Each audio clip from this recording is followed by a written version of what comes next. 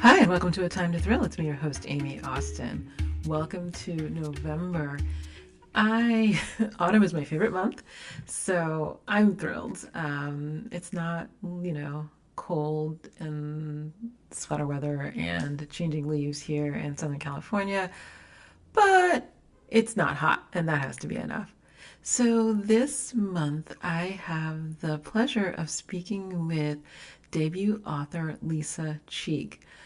So I met Lisa. Okay, a few months ago, I started going to these book things. They're called Happy Women Dinners.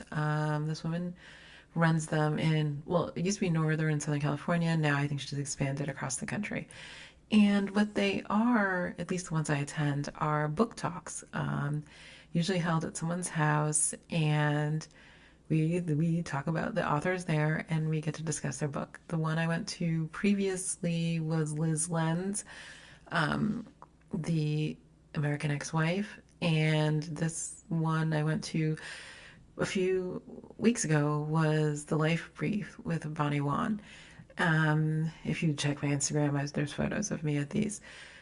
So what I really enjoy about this is the opportunity to talk to authors that I don't know. So outside of my romance thriller genre fiction bubble, and to meet interesting women who are readers and care about self-development, self-improvement, other nonfiction topics. There's one with Eve Rodsky even where we talked about like women's emotional labor. So these to me are super interesting things and an opportunity to talk to people about them. These kinds of things were popular in New York City before, but in Southern California, it waxes and wanes. I mean, I had a friend who ran a reading salon for a couple of years. They come and go, but I do love to attend them and will get in my car and leave my house to do it. Anyway, at the last one, I met Lisa Cheek, although I think we attended a different one together.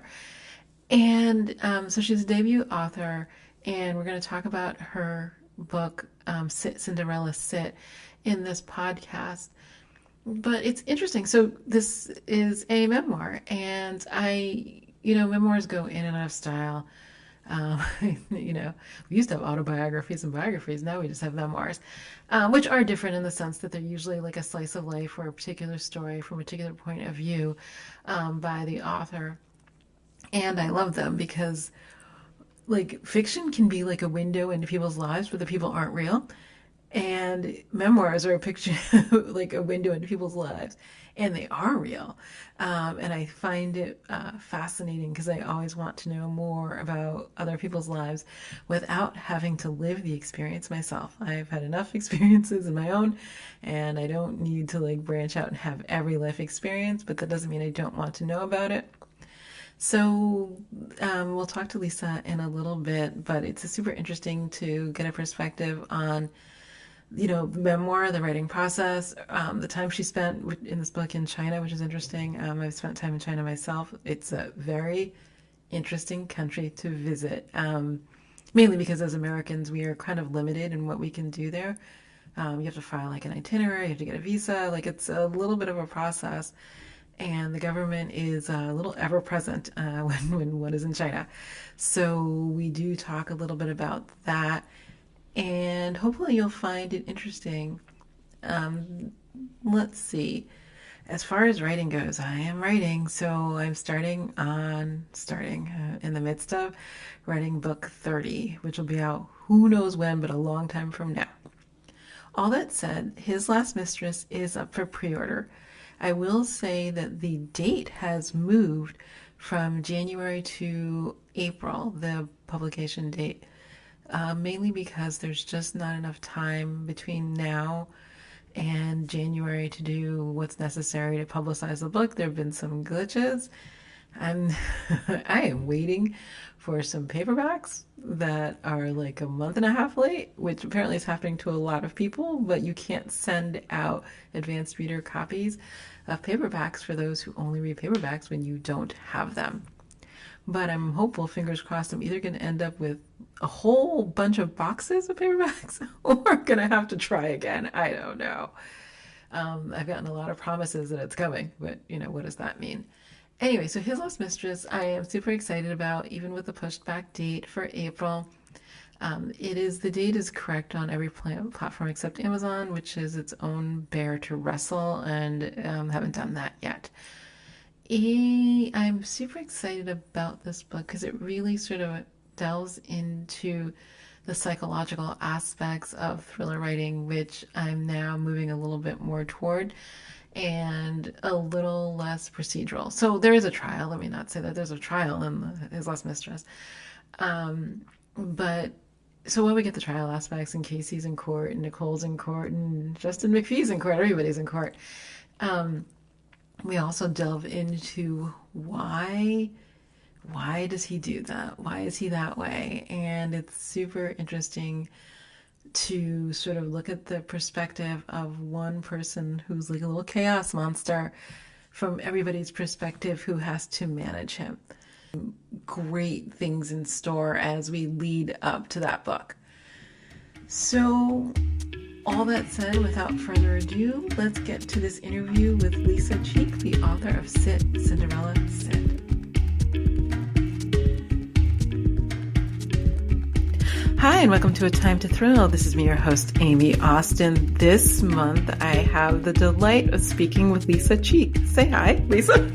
Hi. How are you? I'm really happy to be here. Thank you for asking me. Yeah, I'm so excited to speak to you because you have, well, let me say this. So when you were describing China, so I've been to China. I spent like 3 weeks in China in 2016. I had to think about it. And it's an interesting place. So I'm going to ask you this. Because I had to get a visa, not a work visa because I wasn't working, but I still had to get a visa. You have to provide them, at least in LA, I think I had to go to June Street. You have to provide them with like an itinerary, and then also who is going to be with you at every phase of your stay in China, which was, I felt like I was being chaperoned, you know what I mean? And it was interesting. So, and my visa is good for 10 years. I think I have a couple of years left. But how did you did you know going in that it was going to be that, how can I say this kindly, intensive a process to get to get there? Because I know many people who have been to China and nobody said to me, oh, by the way, you have to provide an itinerary and everywhere that you're going to be while you're there. No. And it's funny because I like to think I'm a well-traveled person. That's why, So when you and I sat next to each other and we started finding out how far, we traveled a lot, and it was sort of like, I thought, this is old. I'm all hat at this. This is not going to be a problem. Mm-hmm. And it was it was an adventure. I had, I knew it was going to be an adventure. I just didn't know how much of one. And that's what makes it an adventure, right? You have no idea what you're in for. But no, I mean, luckily I had a whole production crew behind me. Right. So, but I had no idea what I was doing. Absolutely none. Mm-hmm. No, I was thinking about it because so previous to China, I had been to Korea, which I think is not that foreign. I'd been to Japan, which at the time felt very foreign. It's the only place I've ever been to where people at the time, I heard it's different now, did not speak English mostly at all. And I was like, oh, this is going to be an adventure. And also they drive on the other side of the street, which I didn't know until I almost got hit stepping out of the train station. So up until then, I was like, I'm well traveled. I know what I'm doing. And I got to China and I was like, oh, this is different. But the things you described, so Lisa's book is called Sit, Cinderella, Sit, and it's a memoir of some time in China and then also interspersed with some personal memories. But what I found, China. So what I found interesting was that it was, I call it a whole rigmarole. Like it was a little bit more than I thought, more intense than I thought. Were you looking for it? I know you went, I don't want to say like not a time of crisis. I think that's overstating it. But you went for a job and, you had a job to do and money to make. What were you anticipating the adventure was going to be like? Well, I've never been on a location like that before. I've been on sets and cut on sets. And I've done that, but not in rural China along the Tibetan border. that was definitely, an experience. And when I, spoke to the production manager who was American Chinese, actually, there was one or two other people who did speak English. And she said, look, you and your assistant have got to order everything. Like we need backups. We need everything because it's not like, we can get anything just flown in anywhere. And this was 2008. So, and I had just learned also technically I had been an Avid editor for 25 years and Final Cut had just come out. So also, and I needed really technical assistance. That was not my forte. I'm much better. Let me tell you a story, but don't make me turn on the computer. It's a button I can't find. So, yeah. And how can I say this? Okay, one thing in your book that struck me, because this is something that struck me. So while I was touring, so I only went to Beijing, which is separate, and then southeastern China in like March and April. But one of the things that I thought was interesting, you were talking about like Kunming or something. And at some point we were leaving Shanghai, which has like 35, 40 million people. So I get it. And he's like, oh, we're going to go to a smaller city. So in my head, I'm thinking like Milwaukee, right? You know what I mean? It's like smaller city, a couple 100,000 people. And we get to some city. Don't ask me this particular one because the experience was replicated more than once. So we're driving. He's like, this is a smaller city. And it's like got high rises in like a metro. And I was like, oh, okay. And he's like, but it's only got like 4 or 5 million people. And I was like, gotcha. Were you, before you got to the rural area, were there more people than you thought? Because that's the thing about China. There are more, I understand there's more than 1 billion people. Like I'm not ignorant. It's just that I didn't think I'd see so many people. Yeah, see, you were in a part I'd love to see. I'd love to go to Shanghai and to Beijing. Those are the two places I think just sound extraordinary. Kunming, I have no idea. When you ask me numbers like that, I can't tell you. But it was a big city. It had high rises. It looked just like, it didn't feel like I've always heard, Shanghai and Beijing being overpopulated and that you just can't move your hand, right? Where you can't walk anywhere or, the bicycle situation is, I never felt that way in any of the places I was in China. In fact, most of the places, they were such tiny villages. I mean, one place that I went to, Stone City, had 100 people in it. I know. So I find this fascinating because I think that, so we went to all these, I don't call them villages because they're not that small, but we went to all these other cities and towns to see things like, I wanted to see textiles. I wanted to go to the foot binding museum. I have my own weird quirks.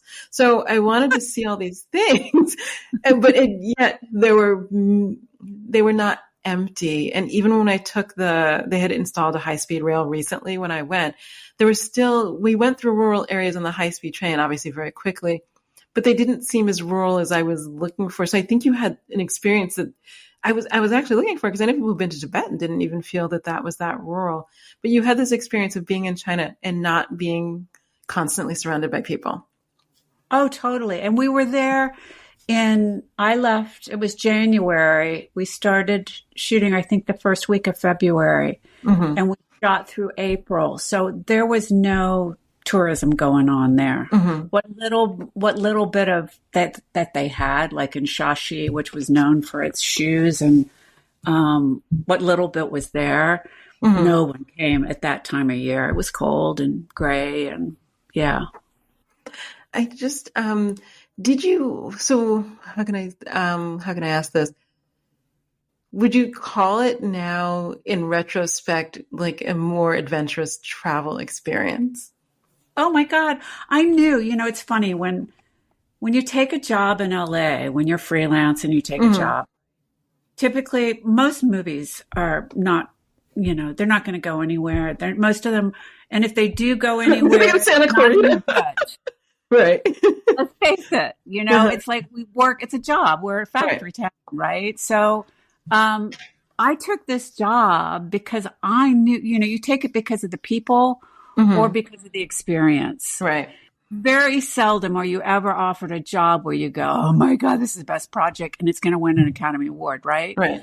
that just doesn't it didn't happen to me at all. Mm-hmm. So when I heard this, I was like, this is an amazing experience. Like, I know whatever happens, like, this is a once in a lifetime opportunity. And how cool is it to be able to do this? I had no idea I was going to be writing about it.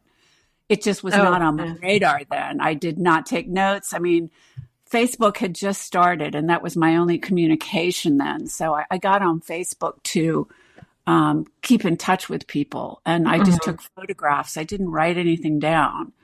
So that was kind of my journal of reminding me what I had done. And so it's kind of fun because as the book comes out on the 14th of January, Chinese New Year starts, and it'll also line up with about the time that I got to Yunnan. So I'll be able to be in the groove of, oh yeah, this is where I was doing, where I was, what we were doing, and it'll be really fun. I wonder. I feel like when I was I knew Google was banned. I wonder if Facebook was banned. I know Twitter was banned. So yeah. So at the time, the access to social media that wasn't, I can't remember the most social media popular thing in China at the time. Everything was banned. So I don't know if I was on social media at that time, but I didn't share details because it was too much with the VPN and the uploading and all of that to do that. So it was sort of like I went away and came back and then told people how it was.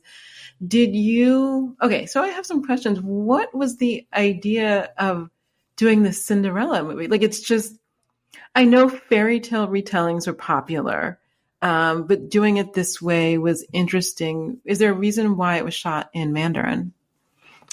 Well, the director who I'd worked with actually had found some documents that dated back to 975, I believe. And he believed that this documents that he found were the original telling of the Cinderella story, and that he felt that Cinderella was Chinese. And that all this time we thought it was a European story, but it's actually Chinese. And so he had all these different actors that were speaking all different kind of dialects, and he was planning on dubbing it anyway.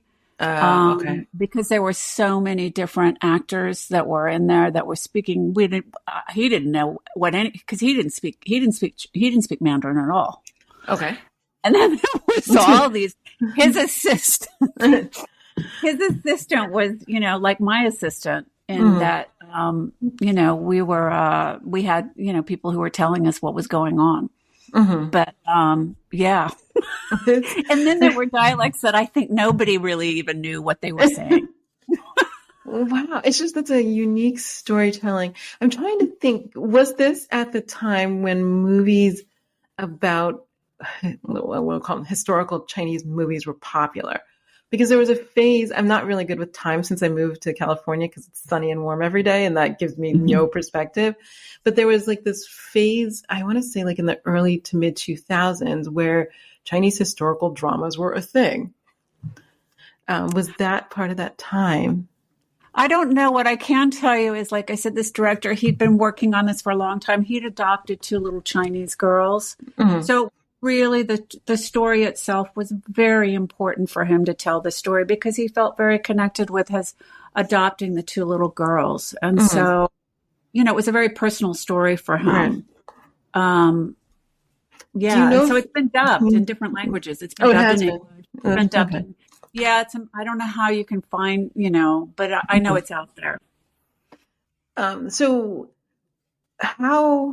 Well, let me go back. So in the beginning of the book, you talk about editing commercials. How did you fall into that? Because I know people who do movie editing. Actually, I don't know anybody who's ever edited a commercial.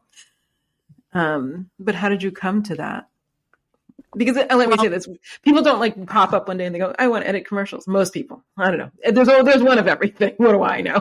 But it's very true. I worked, my first jobs were working in broadcast television, and I worked in movie promos. Basically, that's what I did. I'd watch the movie and then cut a 30-second spot for you to, watch the movie. And then when I moved out to LA, I thought, oh, I'd like to work in trailers, right? That was sort of the natural progression.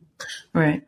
But I didn't make that connection. I made a couple, and then I met somebody who knew somebody where they just bought their first Abbott. It was 1991. And they said, come over here. And it was for a TV show for TBS. It was for an environmental show for Earth Day. Okay. And there wasn't enough storage. It really wasn't at that time set up to do anything longer than commercials.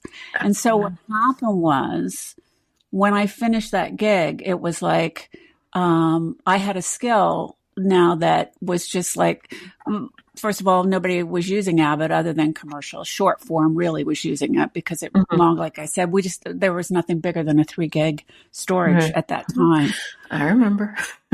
So yeah, 1.5 and 3 gigs is what we had. 3 gig was like really expensive and like hard to come by. And, so I wound up in commercials, and I loved it because I didn't think I would. I just wound up because of the skill that I had. And there was lots of money being made, and I got to go to New York and San Francisco, and it was great. I don't know. I loved it because it was short. And if I didn't like the people, they were out of the room within like a couple of weeks. If I didn't like the spot. That's true. It's not like a movie you weren't committed for so long. That's right? Funny. Yeah. Totally. Yeah. Totally. Because it's funny. I was cutting something for, I'm not going to name names, but she was an Academy Award winner, and she came in, she had a cast on her leg, and she said she wanted to know all about commercials. She didn't know anything about it. And, she goes in to start telling me this story about how she got in a fight with the director and tripped over a garbage can and broke her leg. As she was screaming at him. And then she had to turn around and go back into, Monday morning with a cast on her, go back to work. And so the short form sounded really attractive to her, because movies can go on forever and ever and ever. And she was just really like, oh, this sounds really great. I said, yeah, it is. Because if you don't like the footage, or you don't, like sometimes I'd be cutting Karr, sometimes I'd be cutting comedy, sometimes and it was great because it was always something different. So wait, I was going to ask you about broadcast, because I think, so I had an interest, I guess, in broadcast news. It's so long ago, but I did like internships in like, oh my God, I'm going to reveal my age, 89, 90. Yeah. And well, we had technology. It was in the 50s, but it wasn't, there's something about the way you described it, because I feel like, and I don't know because I haven't been in broadcast news in years. I have friends, but we don't talk about it. But it was very intense because we did live news, the 6:00 news at night, and it's like it's a half an hour or 22, 23 minutes, and it feels so very intense and of the moment, and you can't make any mistakes, or you have to fix your mistakes immediately. And you talked about how it had given you like a headache or something. What did you think going in that you would like the immediacy of that? That was just the first job I got going in. I had no interest in news, but it was the first job in a local TV station that I got put in. And I wanted to throw up every day I went in because it was so intense, that 22 minutes and 50 seconds. But then as soon as the 6:00 news was over, it was like, boom. We were on to the 11 o'clock news, and whatever happened, people had forgotten about, because everybody was so busy gathering what do we got going on for the 11 o'clock news. And it was, that was the only good thing about it. But it was just, there was no room for creativity. That's okay. I'm going to think about it, because I don't even know if we thought like that. I will say this because I thought about you, because that first job was in Worcester, Mass. Okay. Yeah, I can't remember the name of the station. It's defunct, and then they all moved to like Springfield or something. It was an NBC affiliate. I don't know, for 14 seconds. But so it was in Worcester, Mass, and you had 2 options. You could either do the news at 6 or whatever, which was a very short period of time before and after, or you could go out during the day and shoot the packages. So that's what I ended up doing, because it was less intense. And so we drive around. Oh my God. Massachusetts, between Boston and Worcester, interviewing. Like, I remember interviewing John Kerry, and he was very tall, but it was just because, like, I'm short, and the camera angle was horrible, and I didn't think ahead about that. But it was intense, and it wasn't, for some reason I thought it was going to be more fun. I don't know if that's the broadcast news here. It seemed like it was going to be more fun than it was, and it wasn't nearly as much fun. And you're right. So as soon as it was done, they're on to the next thing, and it wasn't particularly retrospective. It's like, news, let's go, move on. Tomorrow's the next thing. Tomorrow's the next thing. Tomorrow's the next thing. How long were you doing that? Because I was like, oh, this is not what I thought it was, and I was out. Yeah, me too. I think I did it maybe 3 months, and it was depressing. It was always a fire, a robbery, a murder. And then, it would cut to the weather and then the sports, which was always boring to me. And then at the end, there'd be like some sort of happy-go-lucky story about a dog being found or something, right? And then it was... We have to end with an upbeat note, I was always told. Murder, mayhem, upbeat.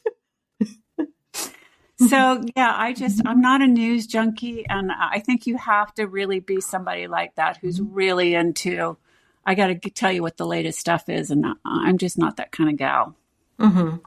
Yeah, it didn't stick either. In my head, going back, it could have. I don't know. I had a friend who left and then did morning news or infotainment, whatever you want to call it now, for, like the Good Morning America, CBS News kind of thing, which was less intense, more dog stories. So you talked about in the book editing like this movie called 20 Dates, which I don't know when was that? I don't watch movies that much, so I'm the wrong person for feature film information. Okay. It's okay. That was it came out in 98 or 99. I think it came out in 98, 99. But we won Slam Dance Film Festival, the Audience Film Festival, and we edited the whole thing in the edit bay. So it was basically written, we wrote it, and then we would go and play the film for, we would go to the Gersh agency and invite 20 people to come watch it. And we'd think we'd written this really great joke, and it would fall flat. And, and it was crazy. We wound up, basically it was still wet out of the lab when we got on the plane to go to Park City. And we owed, Miles owed everybody money. And then before we even left, it was bought by Fox Searchlight. It was a real Cinderella story. It really was. And then I got to go work for Fox for 6 months on the lot, which was really fun. And I met some really cool people there. And then I got to go on the promenade back when, when they ran for 6 weeks at a time. And I would walk by every day. I'd walk by and see my name on the movie poster. And it was so cool because the movie ran for 6 weeks, which doesn't happen at all anymore.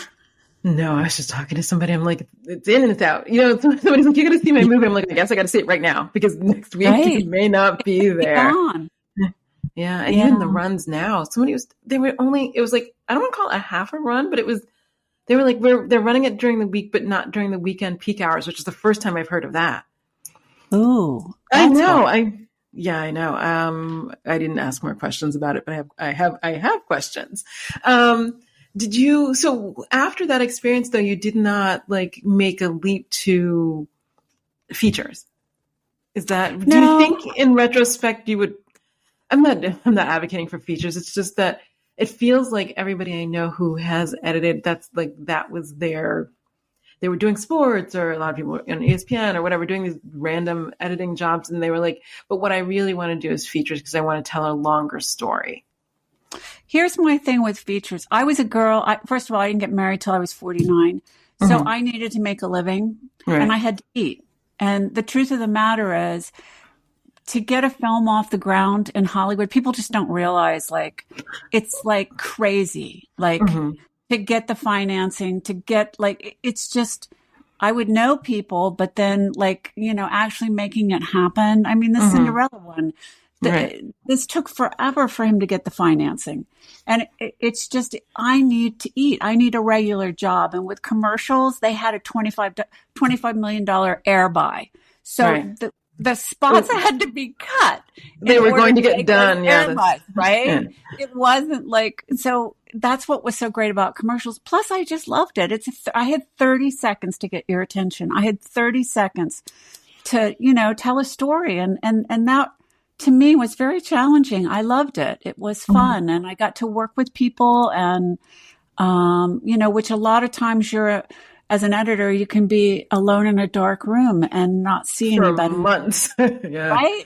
Exactly. Yeah. So that was the creative part. Was I would have a couple of days on my own with commercials, and then they would come in and tell me to add more product. And that was typically, can you linger longer on the car? Can you linger? Right. That was typically what happened. But, I love the fact that, then people would come in and I'd have company, and then we'd all work together and finish it. And then it would go off and go to air. Mm-hmm. No, that's true. I always think I was talking to somebody about that, and I was like, if there's money, the thing will be done. Right. Because nobody's leaving that money. Nobody's leaving money on the table. And there is time to fill, and it will be filled. Mm-hmm. But it always, like, I had another friend who was a director, and like I waited and waited and waited around for him to get his movie made. And then it wound up being like a $6 million movie, which back in the early 90s was nothing to laugh about. I mean, nothing to sneeze. And he, Sony Classics decided it was too arty to even put money to market it in. So they just shelved it. Yeah. And so, you can go through all of that to get the money to actually go out and make the movie. And then the studio goes, it's too much for us to promote. So we're just not even going to get to show it. Yeah. No, right? There's a high heartbreak quotient in LA. I'll just say that. I feel like in my 20s, I took everything personally. Now I'm like, whatever, next thing. You can't take it personally, because to me, there's no rhyme or reason to it. That I can figure, at all. So I'm sorry. So you moved around a lot as a child. What was your favorite place to live? Oh, I think LA is now. Okay. I've been here 35 years almost, I think now. So I think I kind of like it here. But as a kid, I lived mostly in this, we moved around a lot, but my family, one portion of my family is from the South and the other part is from Europe. But, so I still have my brother and sister, they still have a place in North Carolina. My sister has a place in England, and my mom does. I mean, LA has become home to me. It really, I don't know. I love it here. What can I say? I think it's a pretty fabulous place to be. I've made some really great friends, and can't beat the weather. It's actually really good today. I went out for a walk, and it was actually sunny. It hasn't been sunny in a couple of days, and I was like, oh, the sun's back. And there's breeze. It's really nice. Yeah, it's true. It's not bad today. I'll say that. It is not bad. It's not bad. What do you think your love of travel came from the fact that you moved around a lot and were okay with, how can we say this? There's a little bit of uncertainty in travel or adventure in travel, or is it some other reason that you think that you were called to travel, enjoyed? No, I think my family definitely, it's funny because, I see people who, where I would live in these little towns and nobody ever, they're still living there, where my father was, up until the day he died. My father, I don't know, I think there was 6 countries he hadn't been to. Otherwise, he'd been to every country in the world, and many times over. Wow. And he loved, that's all he wanted to do was travel and read books. And I admire that. Right? It's a pretty good way to spend your time, and he loved it. And I think and movies. He was the one who gave me my love for, he would take me to the drive-in, and I saw Mary Poppins 3 times in 1 week. I loved it so much. And between that and reading books, I think that's where I really learned to, and television was also, at that time when I was little, it was kind of my babysitter. Saturday mornings, man, I got up and watched cartoons, and, it it was a pretty happening thing. Mm-hmm. So what's your favorite place that you've been? What's your favorite country that you've been to? Oh my God, Italy. I'd go to Italy.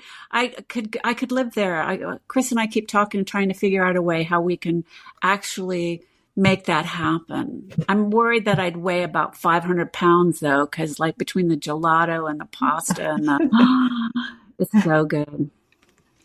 What's your least favorite country? Mm.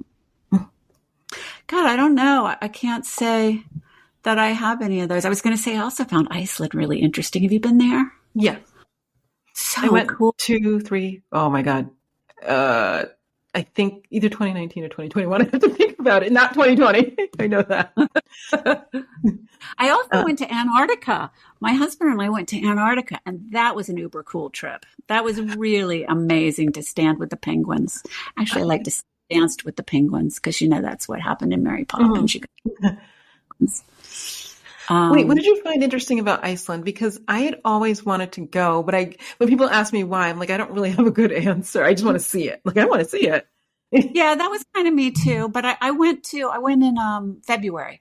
I was there the week before we closed down for lockdown. I was there the week before and we kept hearing it. And I always wanted to go to the Blue Lagoon, which we went to at night, which I would highly recommend. Mm-hmm. We couldn't get in during the day. And so we just took the nighttime reservation, not knowing anything. And to be in that, I don't even know if it's still open now because of the whole volcanoes and everything. But it was really cool at night. I'm not a night person, so it was an adventure. So I'm going to ask you this because I found it. So I went in November. How can I say this? I had a warm coat. It was not as cold as I thought it was going to be. I wanted to see glaciers. I think maybe that's one of the reasons I wanted to go see glaciers. And we did a glacier hike, which was super fun. But did you get into the history of like why there's no trees and all that? I thought it was literally fascinating. No, because I went to see the Aurora Borealis and I was there for 10 days and I did not see it either. That is the reason it remains one of my greatest life disappointments. I cannot tell you. It was cloudy and overcast the entire time I was there. And I went in November, so it was dark, 95% of the time, and still nothing. And we were freezing. We had a driver take us out in the middle of nowhere. And it was so cold. And we'd get out of the car, going, where is it? Where is it? And we couldn't find it. So, yeah. Yeah. That's on my list of things that I will. I'm thinking about if I go to Sweden at the right time of year, I'll get it. I have a plan. But not yet. So then I'm going to ask you this other thing, because this made me laugh in the book that you talked about, because, it's like lifetime for women. But you're like, if lifetime's for women, why are women always being killed on the channel? Which is, I'm going to tell you, this is like a thought I have constantly. Because I'm like, this is a lot of women in jeopardy. It's a lot of women in jeopardy. And I have a lot of questions as to whether or not that sells. Although they were there before the true crime era, so I guess they were prescient in that way. Yeah, it's funny because it's very different from Hallmark, right? Hallmark's all about the romance. And Lifetime seems to be, their lifetimes are short on there. It's he's always getting killed, right? It's so weird. I don't know. I don't watch it. I can't watch it. But yeah. Anyway. No, I think about it all the time, but I don't watch it. I have a friend who loves true crime, and she's like, "Did you see this one? The woman dated this guy, and he." And I'm like, "Don't tell me. Don't tell me," because I know it's not. The answer is not. It didn't go well. There's no upside on that one.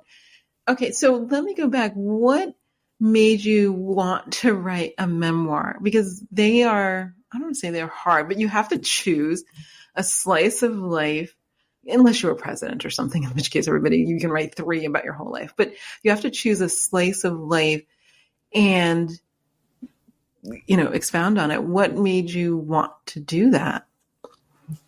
Well, to be honest with you, I was taking some writing classes and my teachers were both like, you don't want to write a memoir. A memoir is dead. Nobody talks. No one, right. Make it a novel, turn it into a novel. And, so I did. I wrote it, the first pass was totally in novel form. Okay.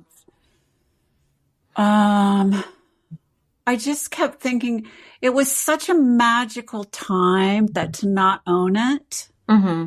not share that with others, that it just felt like, I don't know, anybody, I just felt like anybody can, and that's not true because I can't write a novel, but anybody, it just felt like it needed to be told. And I needed to own that story. I needed to say, this is what happened to me. And it was so magical if you just allow life to be and allow yourself to experience the uncomfortableness maybe of being in a foreign place and of not being able to speak the language, but knowing that just by being kind, that kindness is a universal language. It really is, by smiling and helping people or doing what, we can communicate without actually speaking a word. And I think that's why I love my dogs so much, is because they've taught me that, No, I think that's true. I think that's the thing that I've learned most in travel. Well, that people are all the same, which is it's good or bad, depending on how you feel about that. But I do find that communication it's always there, even when there's a language barrier there. Because you can, especially when you're with people as opposed to like on the phone or something, it's the tone and everything around, except for the words, communicates so much. And that's something, yeah. What this is the weird. What attracted you? So in the book, you adopt the Cinderella. Cinderella's the dog, and which is on the cover, so it's not unclear. I just want to describe it for listeners. What made you adopt a dog? Like, I've seen so many dogs, especially there's so many countries with a lot of, I don't know if you've ever been to Greece, which has like the, the most strays. But they have laws around that, which I have a lot of questions about. But what made you decide to adopt a dog? Well, I was so lonely, there to begin with. And like I said, originally my assistant was supposed to be with me, and then he wound up needing to be on the set. And I found myself, by myself, and I would take a walk, and there was this little dog that was tied to this fence. And I would go and spend time with it. And I just, to see a little dog tied to a fence really broke my heart. And it really, I honestly, and I know animals are different in different countries, and I'd been there. I've been experienced in that. I lived in Africa. I lived in all kinds of places where people are just, we're all different in how we see things, and even though we are the same, right? Right. And I believe in respecting that. But it still breaks my heart to see a little dog. What can I say? I'm a dog girl. And luckily the director looked at me and said, we'll find her a home. I know, it's just so, I'm trying to think, like I've been to lots of places and I've seen lots of animals, and I think to myself, this is not my culture. And this is, you do you, and I have to walk away. But I don't know if I would ever think, well, let me scoop this one up. Like, I think I would never think it was possible. But right. you thought it was possible, or it became possible. Well, the director looked at me, and I think he just felt sorry for me because I was standing there crying. And he said, we'll find her a home. And I was like, of course we will. So, somebody just thought something differently. Like, we don't have to sit here and cry about it. We could do something about it. And so with that, we went and got that one. And then the second one, of course, then I was known as, this little blonde lady who didn't speak a word of Mandarin, who walked around with his dog. Right. So then when we went to the next village, that's who I became, was this, foreigner who had this dog that's all she spent with. And then, I don't want to give away too much of the book, but, the other one I was given. I didn't take that one. No, I was having coffee with a friend the other day, but it was in the neighborhood where the first house we bought when I moved here was. And I was talking about how, like, when my neighbors met me, they called me the dog walker. And I was like, why? And they're like, you're out every day with the dog. And I thought, okay, like, I didn't think of that as my personality, but apparently I was out all the time with my dog. So I've seen that happen. You know, you're like, oh, you're the dog person. You're like, I guess, you know. Although I don't see myself particularly as a dog person, because I grew up we always had pets. So I don't have like a separate identity from always having pets in your house. But so can I ask you, how did you come to your pet naming conventions? That's what I'm going to call it. Because the dog that you had in the book, the LA dog, was Ron Howard. And then you had other names that are, okay, my dogs have always had names like, you know, Muffin or something. So, you know, my first dog, I remember my mother's like, you can name the dog. I'm like, that dog's going to be called Muffin, which was cute when I was a child. As I got older, you're like, oh, I could have thought that through. So, you know, yeah. So that, so I have more infantilized dog names, but you have more adult dog names. But how did you come to your naming convention? This one right here in my lap right now is Elvis Bruce Wayne. He does look like Batman, doesn't he? Yes. Hence why he got the name Bruce Wayne. And I just, honestly, I like saying Elvis. I realized that, you know. I'm sorry, as you say it, your dog's ears are perking, so it's going to be clear. Your dog's like, what? What's going on? Walk through the streets. I think it's important to call your dog a name that you want to, that you're not embarrassed to say, and that you want to say a lot, because you're going to do that over many, many years. Do you want to say Elvis? It's a fun name to say, right? Versus Spot. Who wants to say Spot? That to me, or Lucky, just does not sound like a fun name to me. Elvis sounds fun. Ron Howard sounds fun. Josie, Alvin. I had Alvin before I had Elvis. You know, they're fun names for me. So I'm laughing because my grandmother, my father's mother's dog, she had a German Shepherd, was named Beauty, and because she thought the dog was beautiful, big German Shepherd. I don't know, but we said Beauty a lot. It's like, it's just, these are not. You think more about it than anybody ever thought about. My grandmother's dogs, my other grandmother decided to name them Winifred and Tinnifred. She had two terriers, a large one and a small one. But then we walked around saying Winnie and Tinny all the time. And like, we had a dog named. Names, though. Those are great names. So they were always very like diminutive names where you're outside and you're like, clearly she's talking about a dog. Like, she's not talking about, you know, Alvin. It sounds like you may be calling a friend who's coming over. Well, also, you know, I will tell you, I really never liked my name, my first name. I just really felt like, you know, because I was born in an era where there was thousands upon thousands of Lisas. And so I always I always went through life with, my name was two names, Lisa Cheek.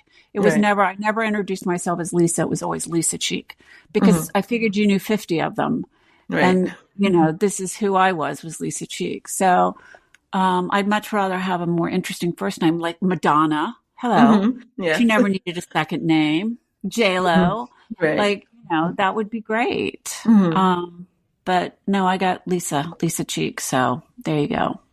Did you grow up with dogs? Because that's something in the book that you don't touch on.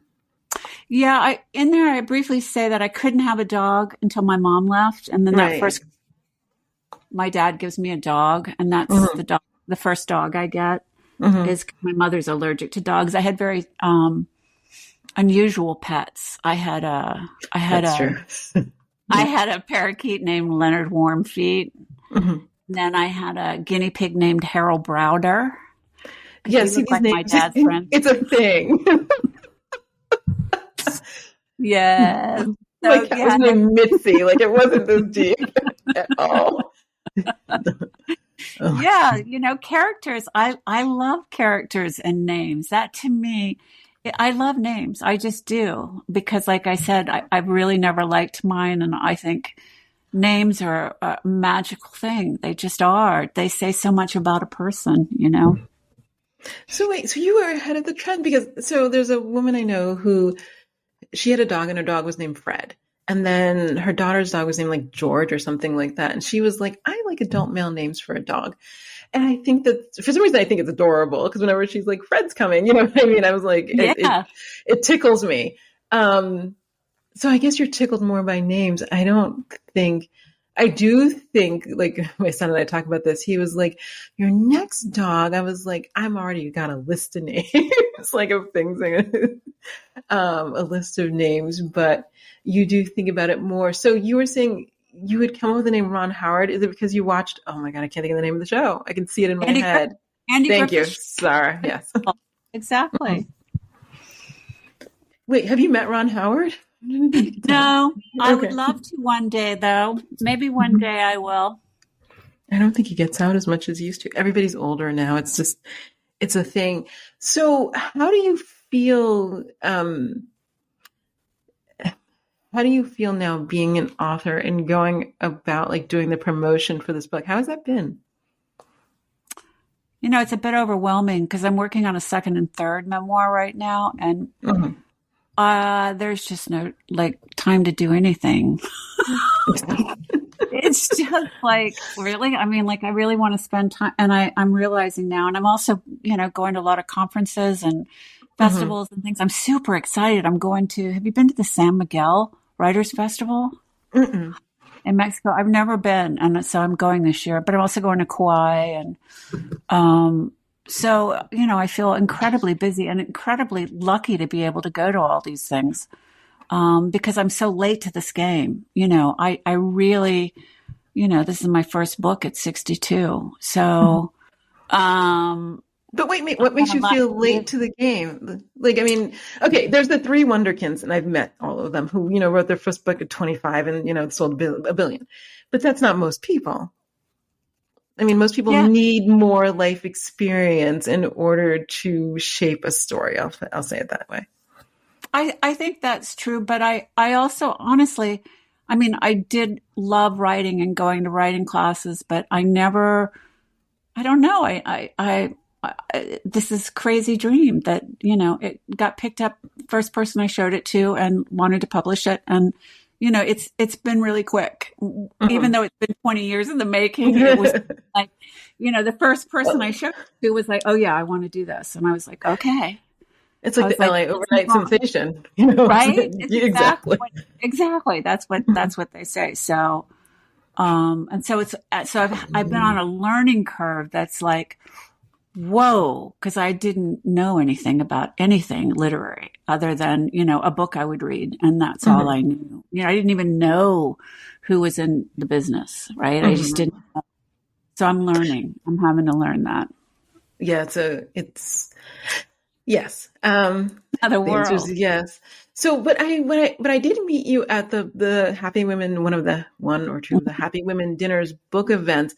So you are aware to some degree of the gathering spaces for book talks, which in LA are not as plentiful as they are on the East Coast. I'm from New York, so yeah.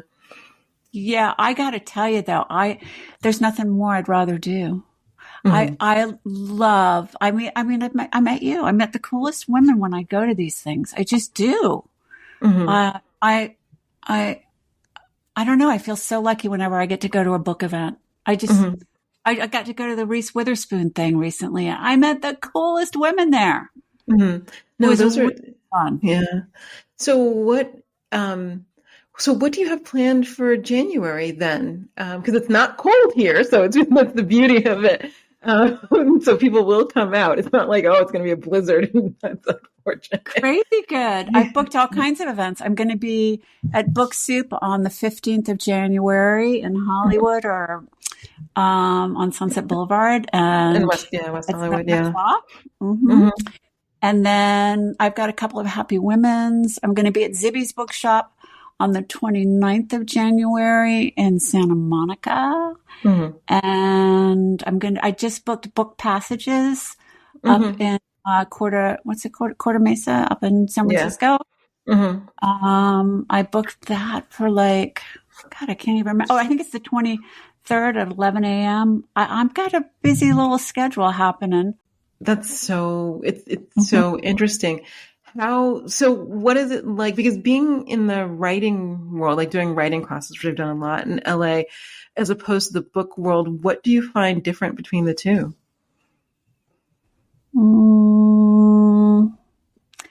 What do you mean?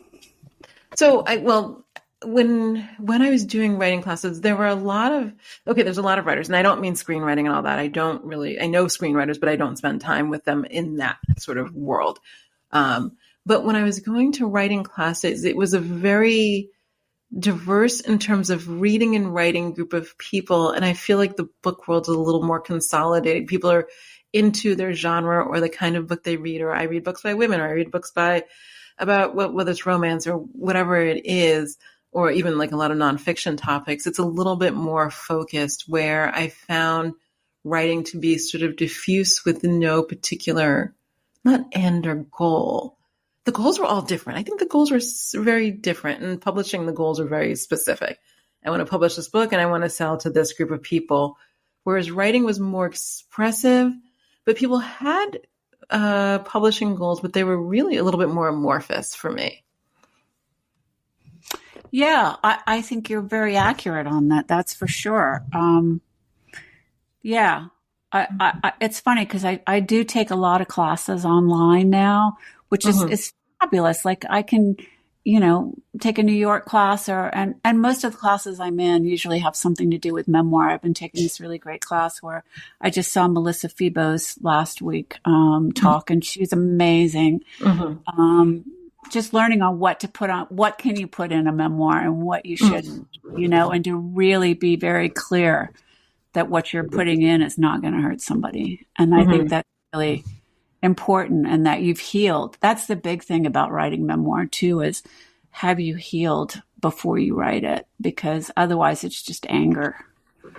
And that's so interesting, because this is so interesting because somebody said to me, we were talking about somebody doing something last week, and my friend looked at me, she's like, "What? But I don't think she's healed." And I'd never thought of it that way. And I was like, "Oh, you're right." I said, "There's some people who are on this side and some people who are on that side." And there was a lot of anger and craziness spewing out. And we were just like, I never thought of it that way, but you're probably right for memoirs, because people will have to have reconciled those kinds of things. I don't know if you've read, I read this summer, My Body, by Emily, I'm not going to pronounce her name, Ratajkowski. And it was super interesting because she was a model, which is, that is a world. I'll say that. Even more than acting, that is a world. And she really had to reconcile with the treatment of women in modeling before she wrote the book. But it was very interesting because she had healed, I think, let's just say 80%. I think she would agree with this. And then she was saying that people had talked to her about the book, and she realized that it could have come later, but you can't know that at the time you're doing it. And that's you can't have the perspective. Yeah. That's why it's so important, I think, when you are writing, that you have to have a certain amount of distance to write it. I mean, that's why I'm frustrated that it's like, oh, I'm so old now, but it's like, I had to work through it and see things in a different light in order to write it, so that I could show you what I learned. Right. Right. Yeah. Nobody wants to read something where somebody's angry. I don't know. There may be a whole genre for that. Which one? So one of the things I do like to talk about is what is the story you're trying to tell? But since you're saying that you are in the midst of continuing to write personal stories, then what is the overall story that you're trying to tell versus the one that you were trying to tell in this book? Well, it's funny because they say writers write the same thing over and over again, no matter how many books they write. And, my therapist would agree.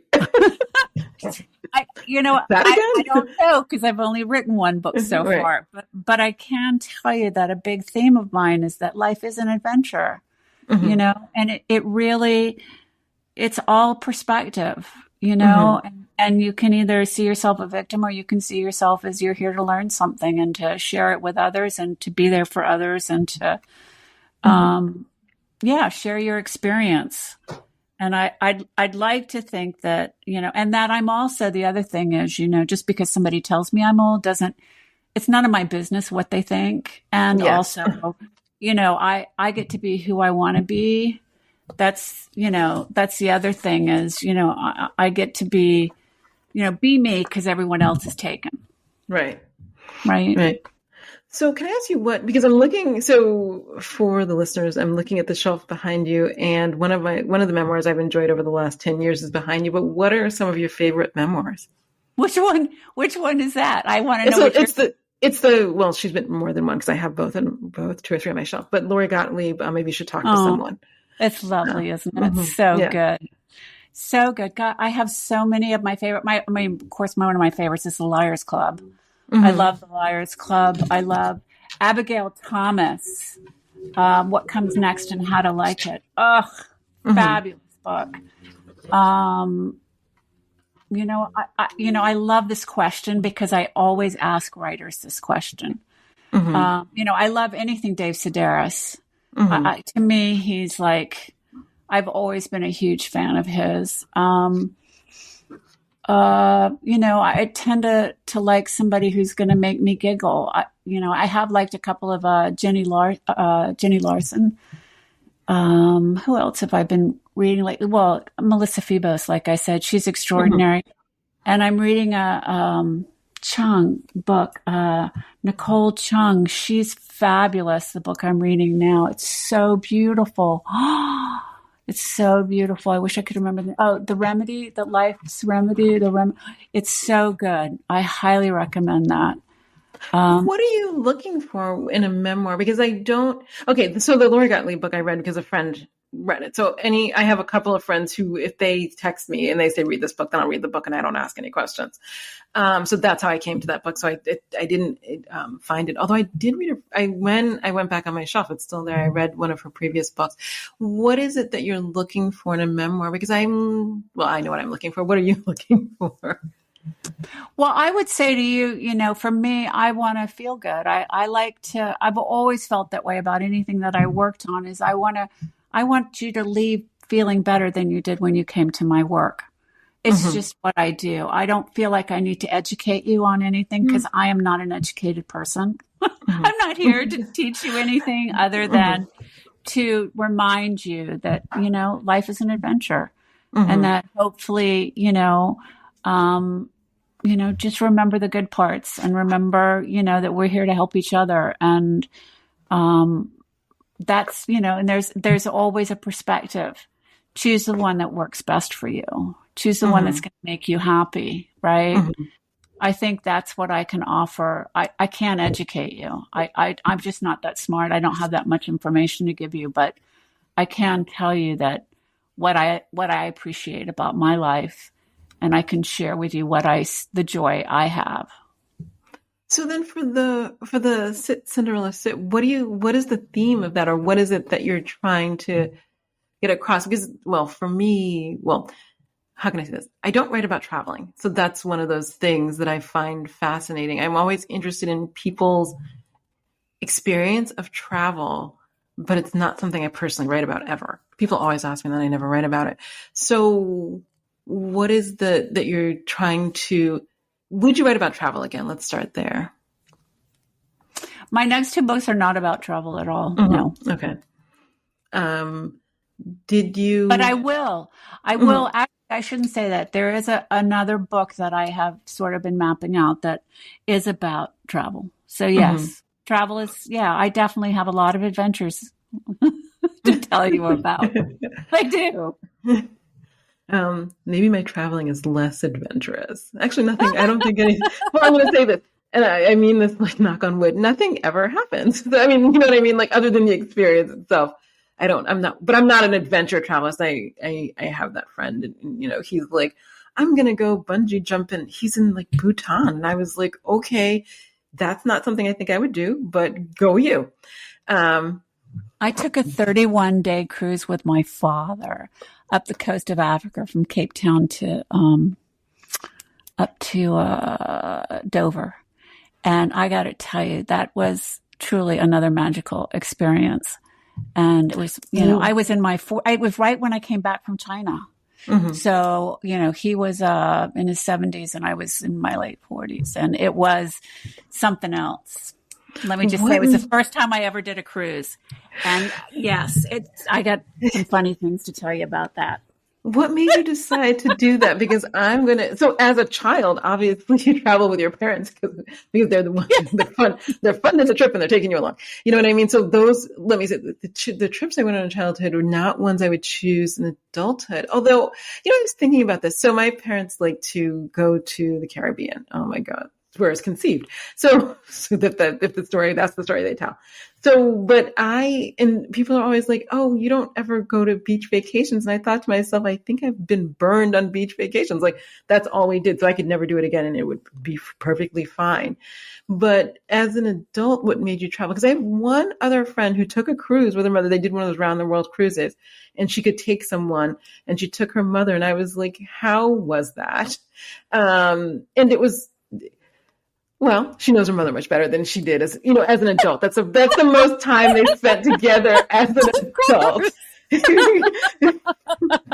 Yes, you definitely get to know them better. And that's how I did. I took a lot of, that was how I found it the best way to be with my father was because we would go on all these amazing cruises and things together because he loved to cruise.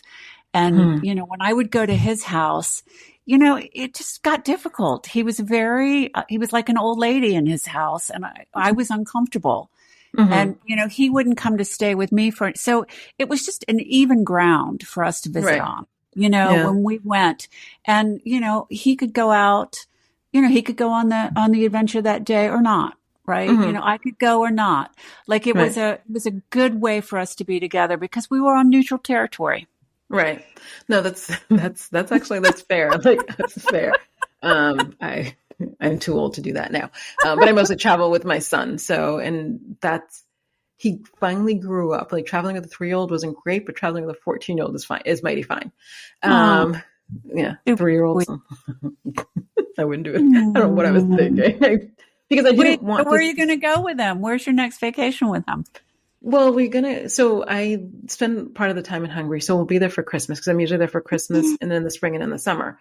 But we went to Machu Picchu. This was his idea. Let me say this. We were sitting around during the pandemic and, looking at each other not happily.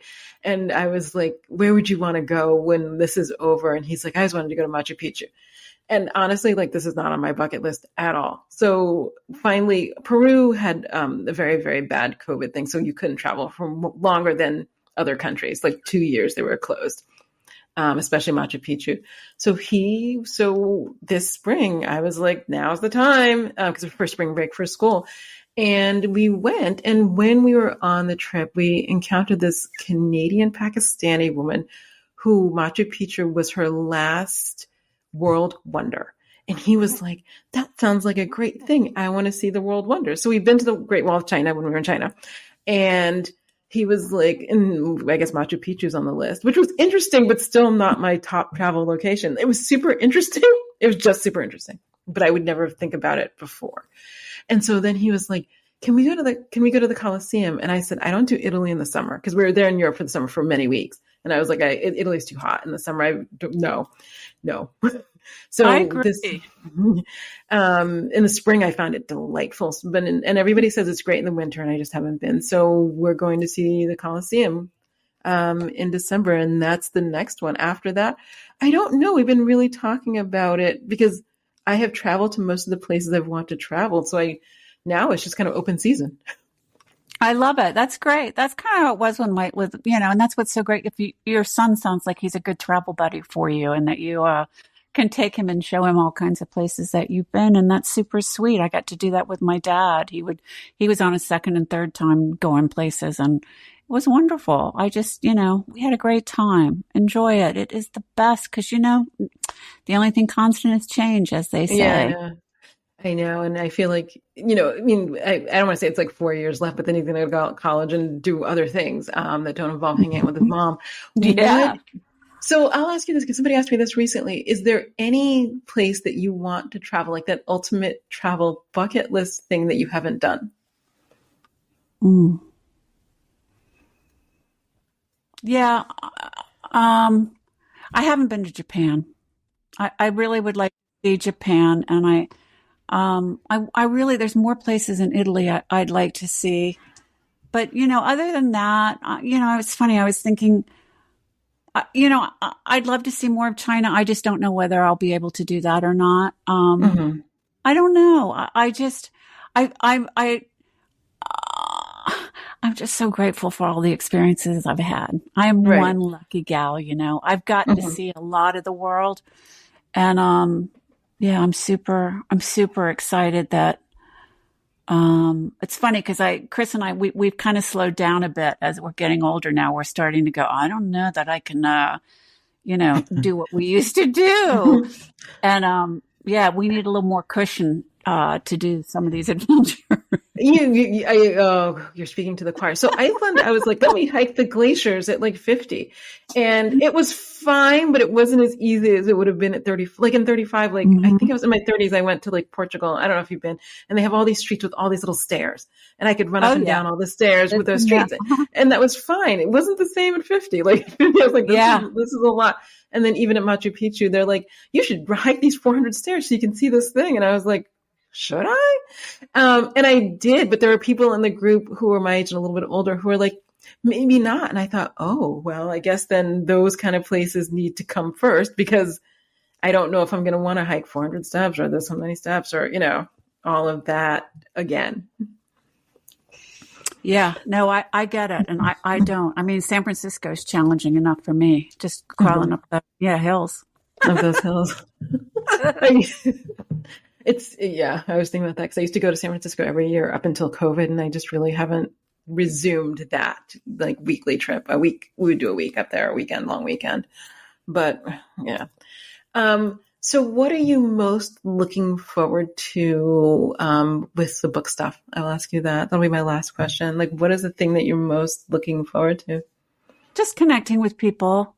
Mm-hmm. I love hearing, meeting people, meeting whoever my readers are, finding out who they are, who will read my book. God, that'll be fascinating to find out who wants to read my book. I think that'll be interesting. And I'd love to hear what people get out of my book. That to me, those are the two things. I look forward to meeting the people and look forward to seeing what they have to say about it. So I will say this, my experience, and I write fiction, is that shockingly or not shockingly, maybe I shouldn't be surprised, my readers are more similar to me than I would have thought. Like you meet them and ostensibly their experience is different. They're like, I live in Florida, or I live in Wales. And you're like, okay, that's we're on our different path. And then they'll start telling you some story and you go, oh, that's really similar to me. Like I get why you get it. I get why you get it because you had a similar upbringing or some significant experience in their life will have been similar, even though that experience will not have been in the book. Right. We're more alike than we are different. Yeah. We are.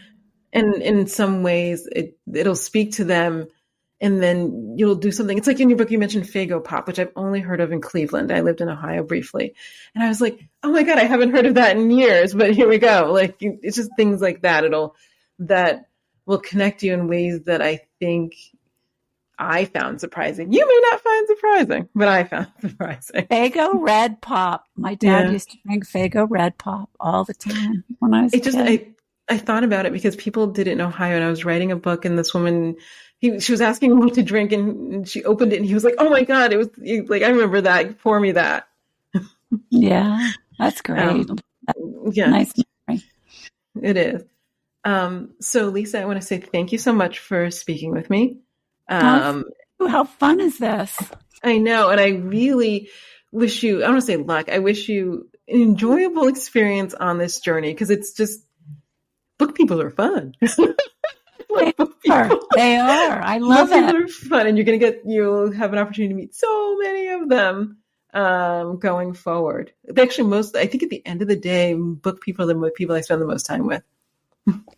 I definitely, they're the only people I want to spend time with. But I like it. It's the best. It's the best. I can't say any more about it. It's the best. Thank you. So Lisa, thank you so much for doing this. I only wish you the best for your book. Have fun on all the events. And good luck on the next one, because it's always the thing. Then you're like, but then the next. Yep, that's how it is. It's always about the next one. Well, the book world and entertainment have that in common. It's like, what did you do now, and what are you doing next?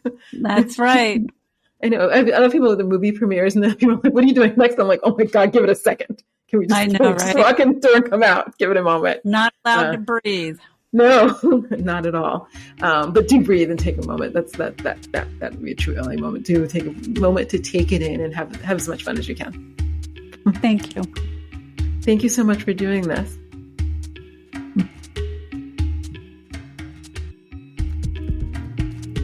This has been A Time to Thrill with me, your host, author Aime Austin. If you enjoyed today's episode, I hope you share, rate, and leave a 5-star review on Apple Podcasts, Spotify, or wherever you listen. It will help others find and enjoy my conversations with brilliant women creators. Also, please hit the subscribe button on your podcast app. In addition to hosting this podcast, I'm the author of the Nicole Long series of legal thrillers. The first 4 books in the Nicole Long series are now live.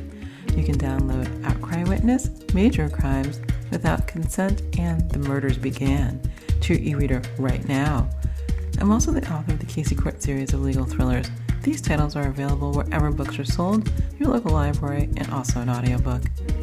My next book, His Last Mistress, is available for pre-order wherever you get your books. You can also follow me on Instagram and Facebook at Legal Thriller Author. You can find me on TikTok at Social Thriller Author. You can also find this podcast on Facebook at A Time to Thrill. Thanks for listening, and I'll be back with you soon with more great conversations.